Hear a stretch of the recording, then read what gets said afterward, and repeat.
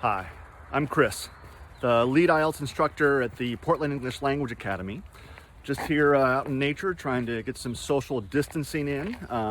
But I just found out that one of my friends is on the far end of this park that I'm walking through, and I'm going to go and see him from a little bit of a distance, but be able to wave at him as we maybe chat across the fence or something like that.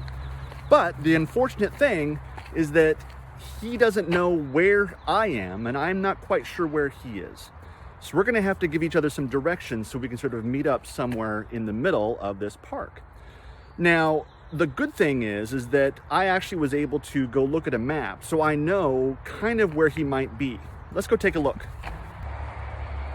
So I made it back to the map here, and I know that I'm in this location, but my friend could be somewhere over here, or here, or here.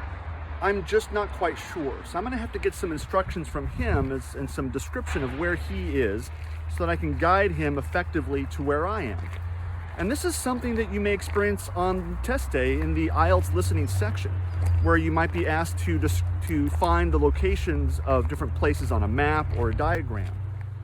Why is it important to know where you are in an IELTS listening section map? Well, here's just a little bit of what I have to say about listening section maps at PELA Online. Now, before we go any farther into this, I want to highlight something that's very important to pay attention to when it comes to maps. And that's knowing where you are, or if you are inside this map.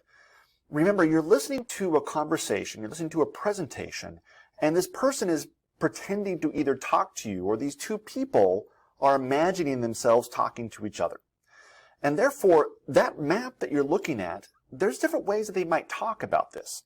It might be sometimes where they're talking about it as if they're holding a piece of paper in front of them and they're looking at it, in which case they might use words like above or below or on top or at the bottom. However, there's sometimes where the map that you're looking at is actually in the real world, and therefore the people that are listening to this talk, the person that is giving this talk, is actually inside the map. In which case, you need to figure out where are they in this map. That can actually be one of the ways that the IELTS will try and trick you. So keep that in mind as you start to listen to them describe the locations on a map or a diagram like we just saw. Pay very close attention to the very beginning. Where do they place you inside that map? Are you in the map? Are you holding it and therefore looking at it and thinking about top and bottom or left or right? Do they have an entrance in that map? And actually, are you at the entrance? I've actually seen real IELTS tests where even though in a map they'll have the word entrance, that's actually not where you are. You're going to be somewhere else, maybe at an information desk, or maybe at the largest building inside this map. Pay close attention to the very beginning, and that's going to help you keep better track of your answers.